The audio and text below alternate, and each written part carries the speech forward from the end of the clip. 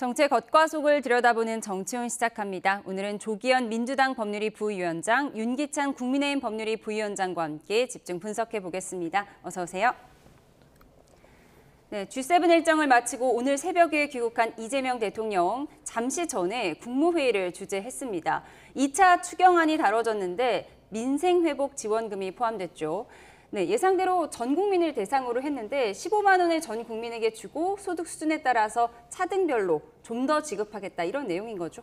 그렇죠. 보편 지원에 차등 지원을 가미한 형태로 해서요. 야당으로서도 이견을 제기하기 어려울 정도의 편성안을 마련했다고 볼 수 있습니다. 그러니까 전 국민 대상 4,296만 명 국민들은 이제 25만 원을 기본적으로 민생회복 쿠폰을 지급받게 되고요. 상위 소득 10%는 15만 원만 받는 것이고요. 차상위 계층은 40만 원까지, 그리고 최고 기초생활수급자는 50만 원까지. 예, 15만 원에서 50만 원까지 차등 지급을 하는데 대부분의 국민들은 이제 25만 원을 받게 된다 이렇게 보면 될까요? 그렇죠. 4,300만 국민이 25만 원을 받기 때문에 사실 보편 지원의 성격을 갖지만 그 안에서도 소득 수준별로 차등 지급을 하게 되는 것입니다. 그러니까 국민의힘이 지금까지 추경에서 보편 지원을 반대했던 부분도 어느 정도 수용이 된 것이기 때문에요. 국회에서 논의하는 데 있어서 특별한 이견이 제기되기는 어려울 것 같습니다. 예, 보편과 선별을 융합했다 이렇게 볼 수가 있고, 그래서 전 국민에게 15만 원씩 나눠주고 이제 플러스 알파를 어느 정도로 하느냐, 이 부분이 선별 지원이 되는 건데 국민의힘에서 어떻게 보고 계세요? 일단 대변인 첫 논평은 포퓰리즘이다 이렇게 나왔더라고요. 어쨌든 그것이 이제 대변인 논평이니까 국민의힘 입장이다 이렇게 볼 수가 있는 것이고, 말씀하신 대로 융합적 태도를 취했지만 사실은 이제 보편 지원이죠. 전 국민에게 주는 건데 금액을 달리한다는 거기 때문에 이제 전 국민에게 돈을 준다는 거는 보편성이 있는 거잖아요. 따라서 보편 지원이다 이렇게 저는 보이는 거고, 굳이 13조 원 정도를 들여서 그렇게 할 필요가 있었느냐 이런 문제 제기가 있는 거예요. 지금 내수진작의 방법은 다른 방법도 있고, 그다음에 여기에 잘 들어간 몇 가지 포트폴리오를 잘 짠 것도 분명히 있습니다. 예를 들면 파급 효과가 큰 건설 경기를 위해서 한 2조 5천억 정도를 투자해서 약간의 앵커 브릿지론으로 작용시킨다. 그다음 주택을 또 매수한다. 이런 부분은 주택과 건설 경기 이 부분은 고용 창출 효과가 굉장히 크거든요. 그러니까 저희가 지금 경기가 안 좋은 이유 중에 하나는 저희 전체 그 GDP의 14% 차지하는 건설 경기가 안 좋은 거예요. 그럼 여기다 조금 더 돈을 주든가. 그리고 소상공인 자영업자 이 부분도 조금 더 투자할 수 있는 부분이 없잖아요. 있거든요. 예, 잠시만요. 저희가 여야 원내수석들이 오늘 국회에서 만나서 본회의 일정 등을 상의했는데요. 지금 브리핑이 이어질 것 같습니다. 현장을 보겠습니다. 그동안의 상임위 배분에 대한 역사를 좀 공부해라 그래서 이렇게 자료를 갖다 주셨습니다. 저희 민주당의 입장을 충분히 말씀드렸고, 또 제가 준 이 자료 공부하고 다시 만나기로 했습니다. 월요일 날. 예. 저희 입장을 충분히 설명드렸습니다. 예, 여당의 입장이 현재까지 어제에서 한 발도 변화하지 않고 있다는 점에 대해서 매우 유감스럽게 생각을 합니다. 일당의 운영이 법사위, 예결위를 한꺼번에 맡는 전례가 없다는 것은 많은 민주당의 유명 정치인들이 과거에도 얘기를 해왔습니다. 국회 내에서 견제와 균형을 제대로 이루기 위해서 필요한 부분이기 때문에 저희가 요구를 한 것이고, 또 작년과 달리 올해는 정권 교체가 돼서 이미 야당이 여당이 된 상황이기 때문에 또 거기에 맞게 상임위에 대한 부분을 요청을 드렸습니다. 이 부분에 대해서 충분히 논의했고 양쪽의 입장차가 크다는 걸 확인했습니다. 말씀대로 다음 주 월요일 날 다시 한번 만나서 추후 논의를 하기로 했고, 본회의와 관련된 부분은 오늘 서로 간의 의견의 합의를 보지 못했습니다. 이 정도로 마무리하고 가면 되지 않겠어요? 뭐 추가로 질문할 게 있나요? 네. 2개 정도만 하시죠. 뭐. 네. 네, 여야 원내수석들이 오늘 국회에서 만나서 본회의 일정과 또 법사위 등 상임위원장 배분 등을 논의했는데요. 특별한 합의에 이르지는 못한 것 같습니다. 서로의 입장을 충분히 말씀드렸고, 여야 입장이 한 발도 변화하지 않는 점에 매우 유감이라는 내용이었습니다. 더 자세한 소식은 들어오는 대로 또 전해드리도록 하겠습니다. 저희 추경 이야기 하고 있었는데요. 네, 국민의힘에서는 지금 이것은 마치 보편 지원과 똑같은 것이다 이런 입장이라고 하셨어요.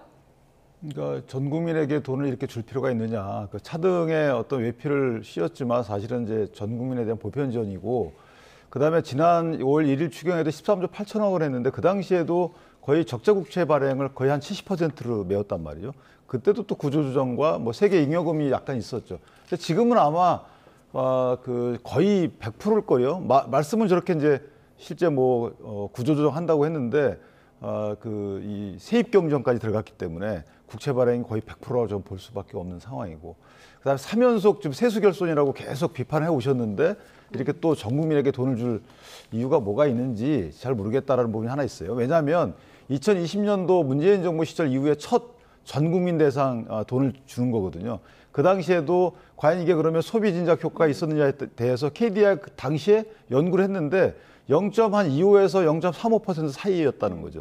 그럼 100만 원을 받으면 한 25만 원 내지 35만 원 정도만 소비에 쓰고 나머지 그렇지 않았기 때문에, 그러면 결국 이재명 대통령께서 말하는 이 추경의 목적인 소비 진작 효과는 없는 것이고, 그러면 더 경기 부양으로 가서 아까 제가 말씀드린 대로 건설 경기 또는 소상공인에 대한 직접적 지원, 이런 부분으로 좀 포트폴리오를 짰으면 어땠을까. 마지막으로 지역화폐 예산이 또 들어갔어요. 이게 13조 8천억 원짜리 지난 5월 1일 때도 4천억 들어갔거든요. 근데 지금 또 6천억을 넣었단 말이에요. 자, 이런 부분이 다소한 두세 개의 포트폴리오를 좀 고칠 필요가 있다, 이렇게 봅니다. 예, 조금 전에 저희가 속보로도 전해드렸는데 오는 일요일에 대통령과 여야 대표단이 오찬을 함께하기로 했다고 하는데, 아무래도 이런 추경에 대해서 협조해달라 이런 이야기도 나오겠죠.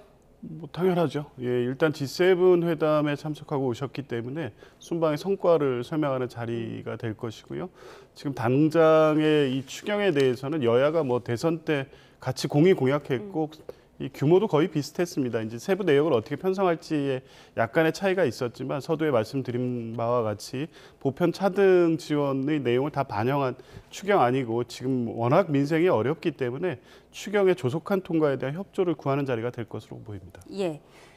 오는 일요일 오찬 회동을 지켜보도록 하겠습니다. 이 대통령은 G7 무대에서 이틀 동안 11차례 정상회담을 가졌습니다. 특히 룰라 브라질 대통령과는 어린 시절의 경험을 공유하면서 공감대를 쌓았다고 하는데요. 영상 보고 오시죠.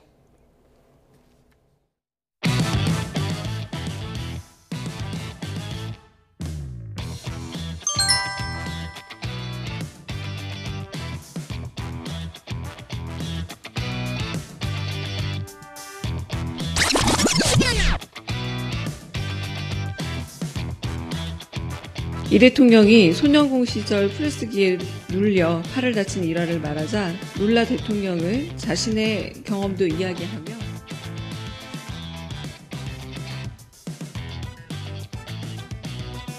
우리 무지하게 가까운 사이처럼 느껴져요. 그때 목소리보다 훨씬 더 젊고 미남. You're very kind. 대통령께서는 특유의 친화력과 유머를 활용해서 격이 없는 대화를 konnichiwa. お疲れ様です。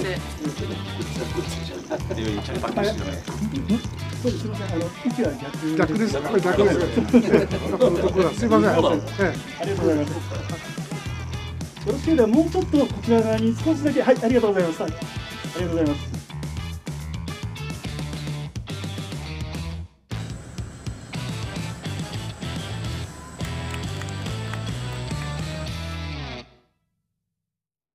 네, 한일 정상회담 해프닝 모습도 좀 보여드렸는데, 이렇게 상대 나라 국기 앞에 선 정상의 모습 뭐 한두 번 본 건 아니에요. 예전에도 있었죠?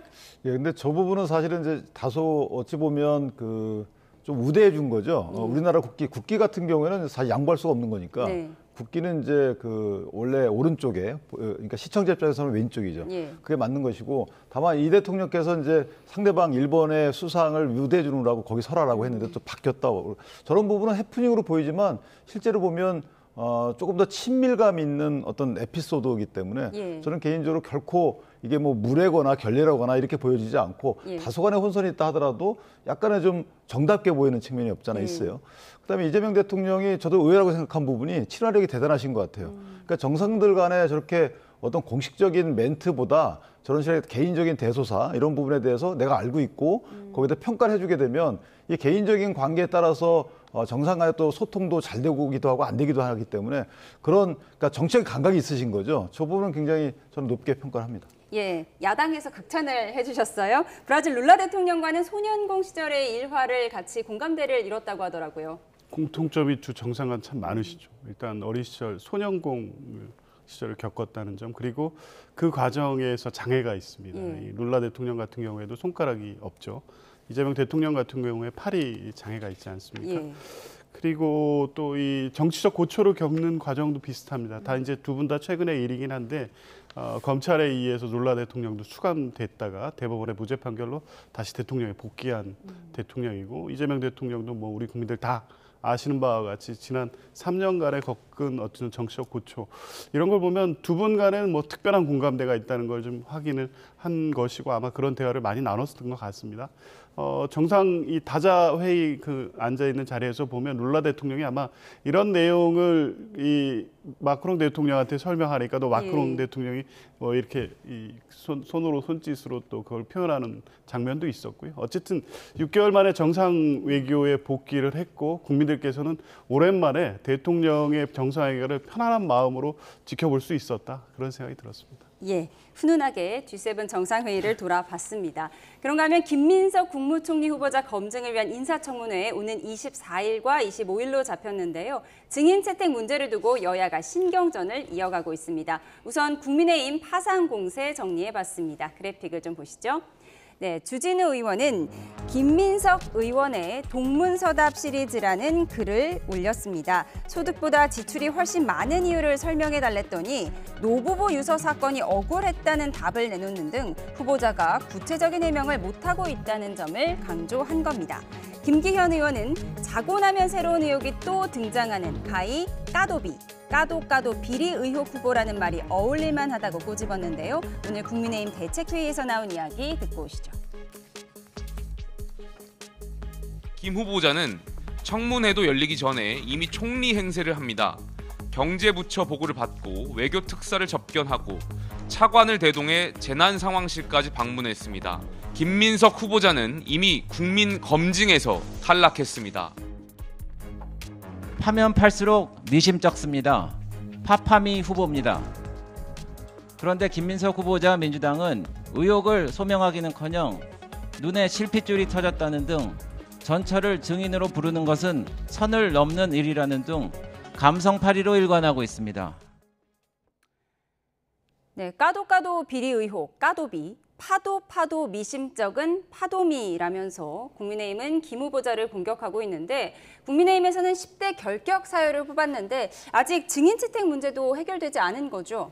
근데 저희가 10대라고 이제 각 사유별로 다 적시했는데 거의 상당수가 이제 돈 문제예요. 돈 문제고, 그다음에 위장 전입 문제가 하나 들어있는 거고, 그다음에 이제 밤이 문제는 이건 뭐 국민들 다 아시는 부분이니까. 위장 전입 문제라고 하면 모친 빌라 의혹 말씀하시는 건가요? 아닙니다. 그게 아니고 김민석 후보자가 영등포 오피스텔에 강모시 오피스텔에 거기에 이제 주소를 이전해 놨다. 실제 거주하는지 여부와 관련돼서 소명 자료를 내라. 예컨대 내가 거기서 전화 통화를 계속했으면 기지국에 계속 잡히기 때문에 통화 내역 등을 내면 사실은 이제 소명이 되는 부분이거든요. 이것까지 포함해서 나머지는 거의 다 돈 문제예요. 그런데 이 돈 문제에 대해서 해명은 안 하고 계세요. 그러니까 해명이라고 하면 본인이 말하는 게 해명이 아니고 설득력 있는 말씀을 주는 게 해명입니다. 아직까지 저희가 소명자를 달라고 하는 것도 아니에요. 설득력이 되면 예컨대 기타 소득으로 난 돈을 벌었다라고 하면 그 기타 소득에 대한 내역을 내셔야죠. 지금 저희가 찾아낸 것 보면은 기타 소득이 한 640만 원뿐이 안 되는데 또 사업 소득까지 해봐야 1,400만 원이에요. 그럼 B는 저렇게 한 7, 8억 정도 돈하고는 전혀 차이가 나잖아요. 크게 차이가 나잖아요. 그렇다면 기타 소득 얼마, 언제, 어느 기관, 뭐 내용 이런 것들은 정리 한번 하실 수 있잖아요. 정리하다가 몇 개가 차이 날 수도 있겠지만 저렇게 전혀 안 하고 그냥 기타 소득 부의금 등입니다 이렇게 하는 경우는 그거는 성실한 해명이 아니죠. 해명이라고 볼 수가 없고, 자 증인 문제는 제가 말씀을 드리면 전처라고 말씀 주시니까 이게 약간 부적절한 거 아니야 이렇게 느낄 수 있어요. 그런데 이건 증거 방법인 거예요. 소명 방법인 거예요. 예컨대 아니면 계좌이체 내역을 내시면 돼요. 근데 지금 증인을 미리 채택해 놔야 되는 이유가 뭐냐면, 증인의 경우에는 5일 이전에 청문회로부터 역산해서 5일 이전에 증인 소환 통지서가 도달을 해야 돼요. 그러니까 지금 채택을 해놓고 나서 만약에 김민석 후보자가 관련 자료를 내시게 되면 그때 증인도 안 부르면 되는 거거든요. 그런데 지금 만약에 채택 안 해놓고 자료까지 안 내면 이거는 소명과 관련된 다툴 방법이 아예 없어요. 국내심에는. 그러니까 국내심 그 인사청문단이 얘기하는 게 일단 채택을 해놓고 그다음에 그 자료 낸다고 하니까 내면은 이거 부르지 말자. 네. 이래도 지금 채택 관련해서 그 허용을 안 하는 거잖아요. 그러니까 자료만 잘 내면 전 부인 부르지 않겠다라는 국민의힘 입장입니다. 그런데 지금 민주당에서는 증인을 신청한 걸 보니까 윤석열 전 대통령이나 한덕수 전 총리를 증인으로 부르자고 했거든요. 이게 김민석 총리 인사청문회와 무슨 상관이 있는 거죠? 그러니까 국민의힘이 무리한 증인 신청 요구를 하면 이 대응 양식도 같아질 수밖에 없습니다. 실제 후보자의 자질을 검증하고 능력을 검증하는 청문회장이 불필요한 정치 공방의 장으로 자꾸 끌고 가기 때문에 그런 취지로 청문회를 가자고 한다면 민주당의 선택지도 그렇게 갈 수밖에 없는 겁니다. 잠시만요. 지금 대통령실 강유정 대변인이 브리핑을 진행하고 있어서요. 현장을 먼저 보고 오겠습니다. 26회 국무회의 관련해 브리핑하겠습니다. 강유정 대변인입니다. 오늘 오후 이재명 대통령이 주재한 제26회 국무회의 결과 브리핑하겠습니다. 오늘 국무회의에서는 법률안 1건, 대통령령안 15건, 2025년 제2회 추가 경정 예산안을 포함한 일반안건 23건이 심의 의결됐습니다. 외교부가 준비한 G7 정상회의의 주요 성과와 후속 조치 계획을 포함해서 정부 부처와 위원회별로 현안 보고도 진행됐습니다. 이재명 대통령은 모두 발언에서 현재 경기 진작이 매우 중요하다면서 누가 얼마를 더 받느냐에 따른 혜택의 온당함을 고려해야 한다며 추경의 기본 기조를 강조했습니다.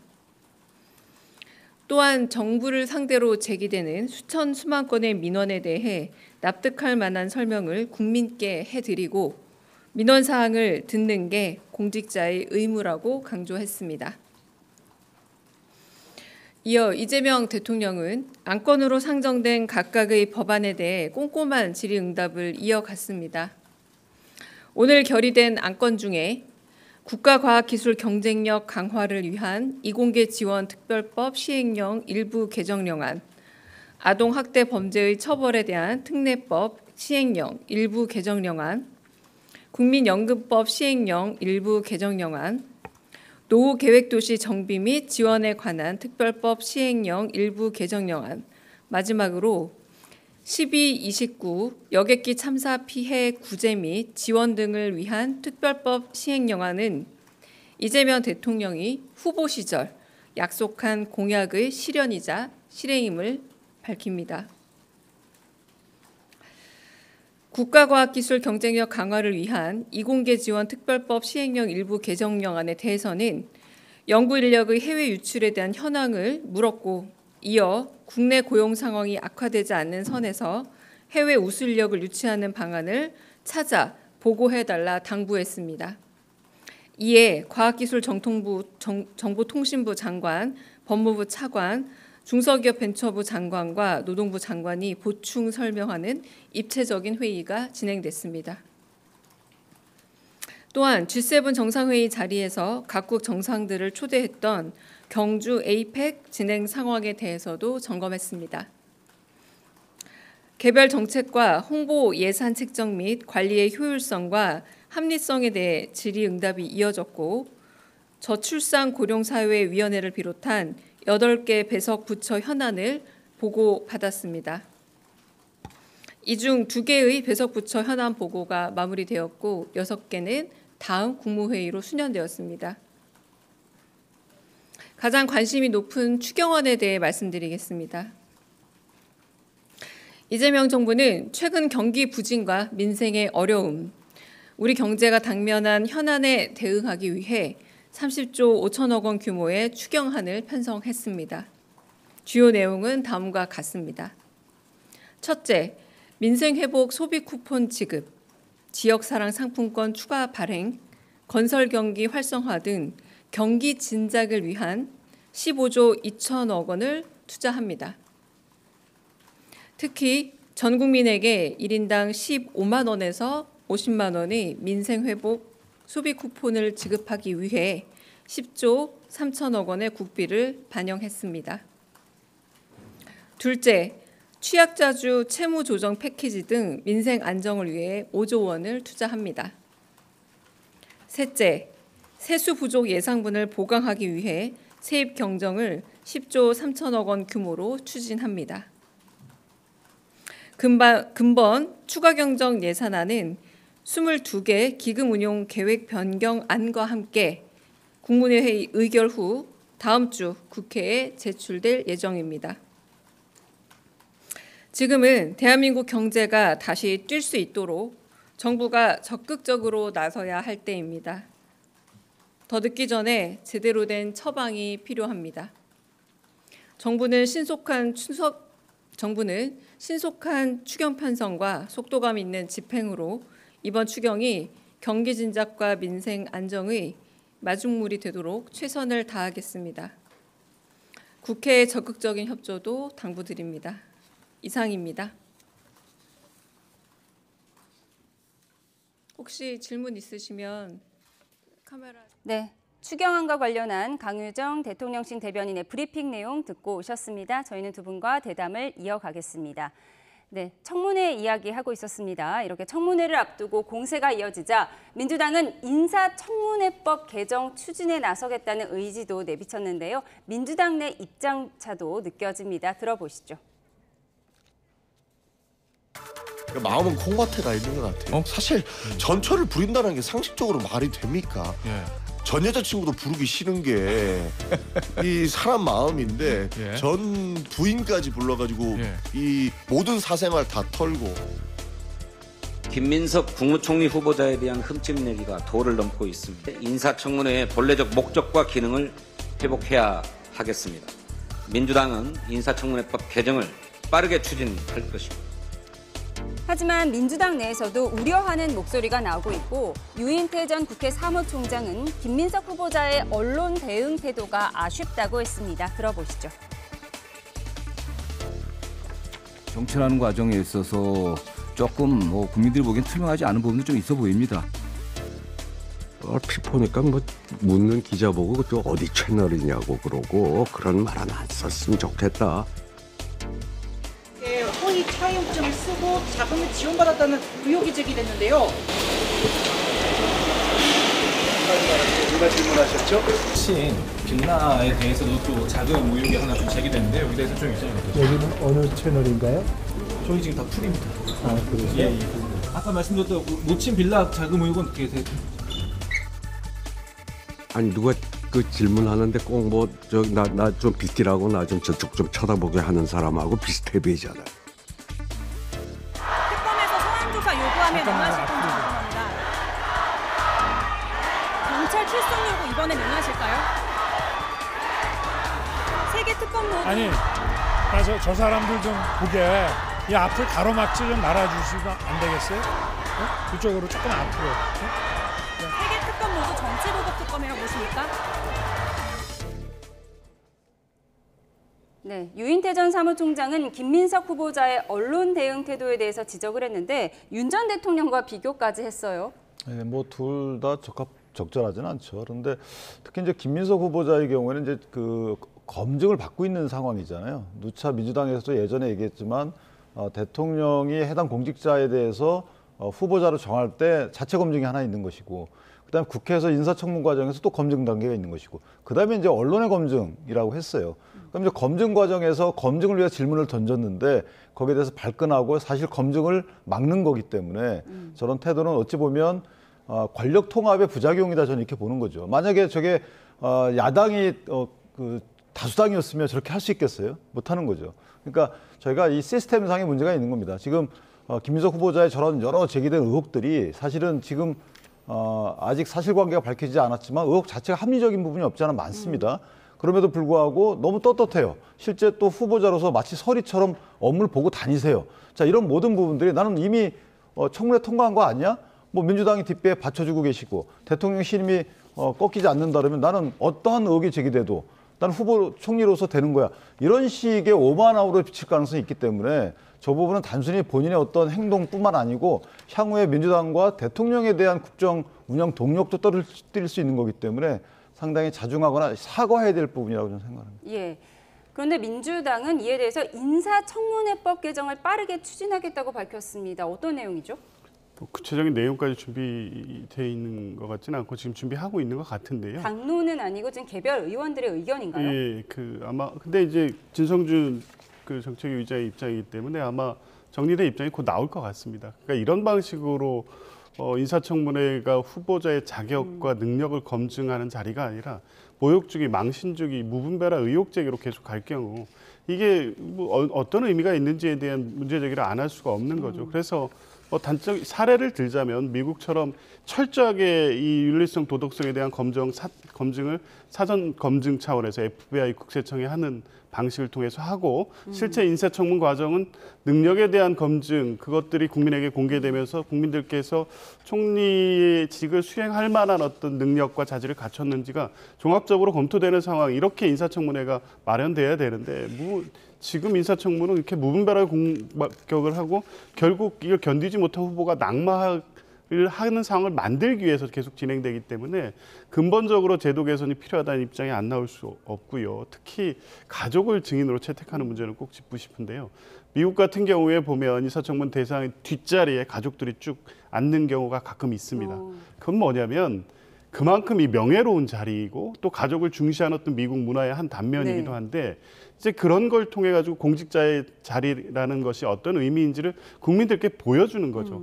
그렇게는 못할 망정 전처까지 인사청문회장에 불러서 망신과 모욕 주기를 하겠다는 게 이게 만약 비춰진다면 대한민국 민주주의의 수직내나 다름없다는 겁니다. 그래서 이런 전반적인 상황까지 고려해서 인사청문 제도 개선의 필요성이 지금 당내에서 적극 제기되고 있습니다. 국민의힘에서는 이제 자료를 제출하면 전처를 부르지 않겠다는 입장이었으니까요. 그 부분까지 정리를 근데 제가 한 말씀 드리면 김민석 후보자에 대해서 국민의힘이 제기하는 문제들은 저희가 뭐 미국 문화원 점거 이거 밥니다. 이거는 사실 정치 공세라고 쳐요, 저도. 그런데 나머지는 김민석 후보자가 해명해야 될 합리적인 문제 제기예요. 왜냐하면 수입이 5억 8천인데 쓴 돈을 다 합하면 13에서 15억이다. 그럼 중간에 비는 돈 어떻게 할 것이냐. 여기에 대해서는 당연히 해명해야 되는 것이고 그 과정에 있었던 돈 대신 분 이게 이제 2억 원의 학비에 대해서 아들, 그러니까 따님이 하여튼 자녀분의 돈을 유학비를 댔던 분이 이 전처라고 하니까 그럼 확인자를 내라 하니까 안 해주니까 그럼 전처를 증인 신청한 거죠. 이게 전처가 돈과 관계된 사람일 뿐이지 망신주기 전처를 저희가 증인 신청한 건 아니라는 부분이고 그런 측면에서 강 씨도 증인 신청을 한 거고요. 그다음에 김민석 후보자의 그 모친의 빌라에 전세를 갖다가 사실은 한 달 만에 2분씩 들어왔잖아요. 그러면 이게 누구나 다 문제 있다고 보겠죠. 그다음에 1년 뒤에 또 장문의까지 들어왔단 말이에요. 그러니까 이런 남들 비합리적인 행위에 대해서 해명해라라고 요구하는 것이 이게 모욕주기인가요? 그래서 민주당 일각에서 얘기하는 것처럼 이게 무슨 도덕성 검증 때는 이건 비공개로 하고 즉 그런 법안 같아요. 그다음에 업무 능력 검증 때는 공개로 하고 이러자는 거잖아요. 그건 항상 그 민주당이 정권 잡으면 그때마다 나오는 얘기인데 그 국민의힘이 정권 잡았을 때 나오지 않았던 얘기고 두 번째는 지금 김민석 후보자에 대한 여러 가지 제기된 문제는 제가 볼 때는 거의 다가 합리적인 문제 제기예요. 여기에 대해서 소상한 해명하시면 될 일이다. 예, 김민석 총리 후보자 청문회 오는 24일과 25일에 있을 예정이니까요. 지켜보도록 하겠습니다.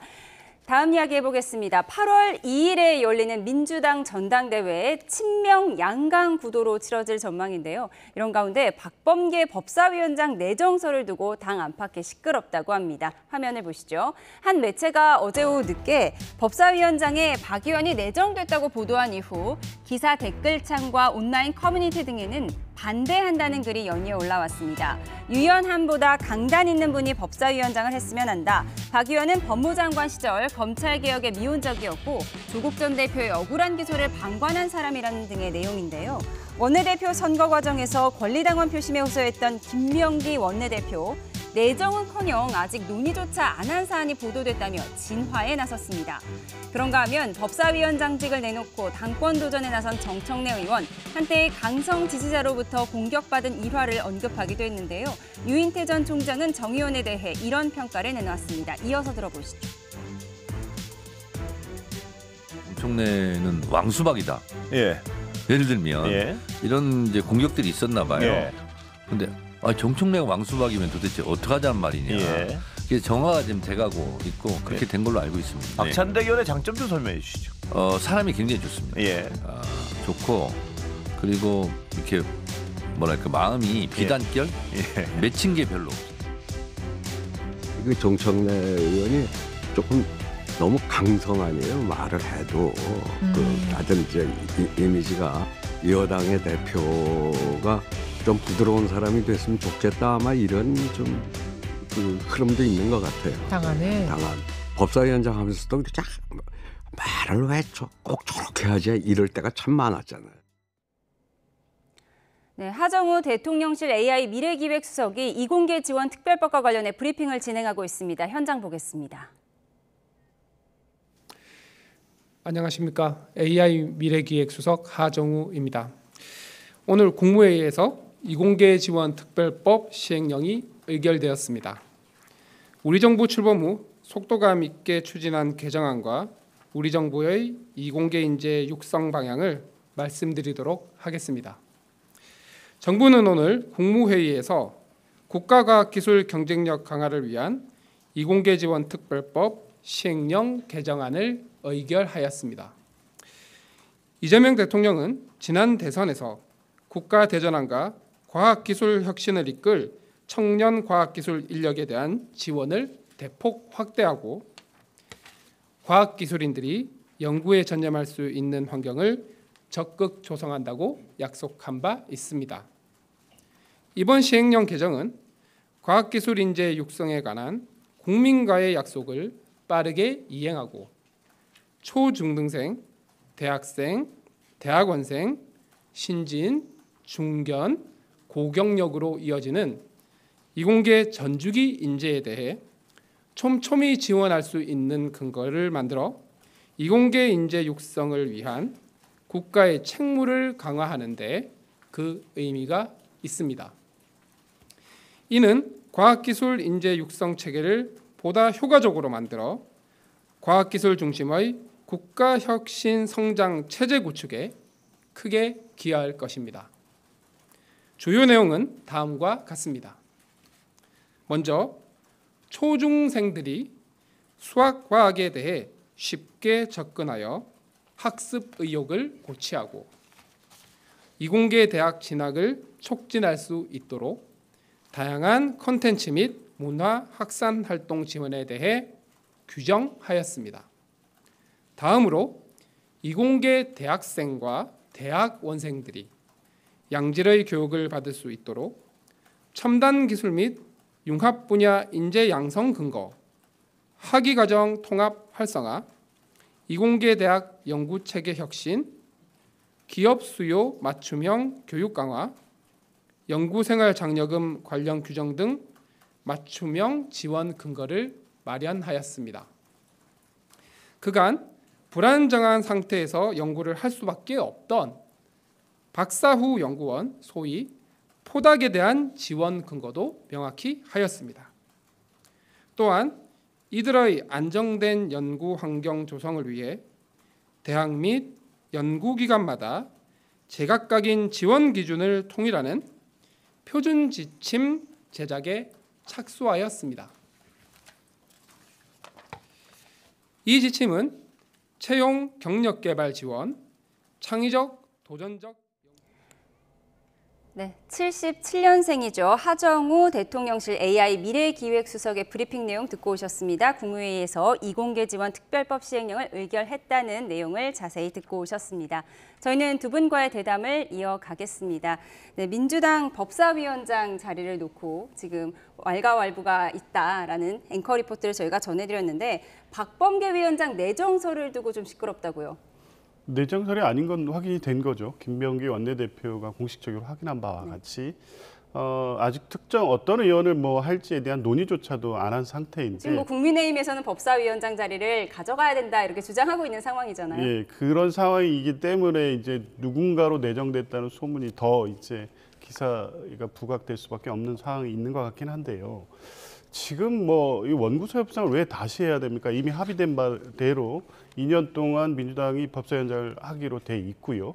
그리고 지금 국회 상황이 여야가 바뀐 것은 국민의힘과 윤석열 정부가 초래한 상황 때문에 우연하게 만들어진 상황입니다. 마치 이 상황에서 법사위원장 일은 본인들의 자리였던 것처럼 내놓으라는 이 요구 자체가 받아들이기 힘든 거죠. 그리고 그 의도와 목적 자체가 말로는 견제와 균형을 얘기하고 있지만 실제는 지난 정권 3년 내내 정부가 행사했던 그 대통령 거부권의 다른 형태의 입법 발목 잡기를 하기 위한 수단이라는 것이 명백해 보이기 때문에 민주당은 법사위원장 자리를 넘겨주기는 어려운 상황입니다. 네, 국민의힘 반론도 들어봐야 하는데요. 저희가 시간 관계상 국민의힘 이야기로 넘어가 보도록 하겠습니다. 국민의힘은 조기 전당대회 개최의 뜻을 모아가고 있는데요. 당대표 선거에 누가 나올까가 관심이죠. 이준석 의원은 김용태 비대위원장에게 출마를 권했다고 합니다. 들어보시죠. 김용태 그 비대위원장을 제가 한 일주일 전에 만났을 때 그 얘기를 해준 적이 있어요. 전당대회를 그냥 출마해버리는 게 어떠냐라는 얘기를 한 적이 있었거든요. 전당대회에 나가가지고 얘기를 하면은 또 국민들이나 당원들에게 더 그런 내용을 세세히 알릴 수 있는 기회가 생기는 것이고. 국민의힘 차기 당대표 후보군으로 대선 경선 1, 2위였던 김문수, 한동훈 두 후보가 꾸준히 거론되는 상황. 김문수 후보는 최근 북한산 등반 사진을 올리기도 했는데요. 이준석 의원은 이번에 리턴 매치가 된다면 한동훈 전 후보가 이길 거라고 했습니다. 하지만 친한동훈계를 중심으로 이번엔 한 전 대표가 나서지 않을 거란 전망이 나오고 있습니다. 이어서 들어보시죠. 안철수 의원하고 김문수 전 후보는 나올 것 같고요. 한동훈 대표는 안 나온다고 하다가 나올 겁니다. 이번에 제가 굳이 예측하자면 한동훈 대표가 나가면 이깁니다. 요즘은 주변에서 좀 출마하지 마라는 이야기들을 많이 하는 것 같아요. 우리 당내에 있는 지금 우리 의원들의 그런 분위기라든지 이런 부분들이 아직까지 많이 과거에서 벗어나지 못한다는 느낌을 주고 있다 보니까 한동훈 전 대표가 나와서 이런 어려운 당을 이끌어 나가는 것이 얼마나 힘들까.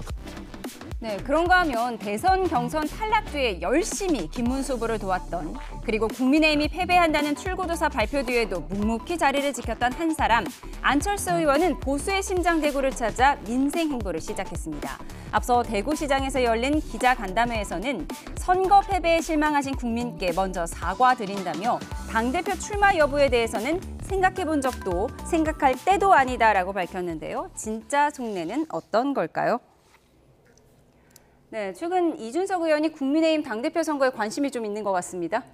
이준석 의원도 국내심의 헤게모니에 대해서 관심이 있을 수밖에 없는 게 언젠가는 합당의 형식이든 어떤 형식이든지 간에 내년 지방선거 이전, 한참 이전에는 보수 진영의 재편이 마무리돼야 되거든요. 그래야 지방선거에 후보가 난립하는 일이 없기 때문에 그런 차원에서 보면 누가 헤게모니를 지는지에 따라서 국내심과의 통합 과정이 지난할 수도 있고 또는 간단할 수도 있는 거기 때문에 그런 취지에서 관심을 보이는 거라 보여지고요.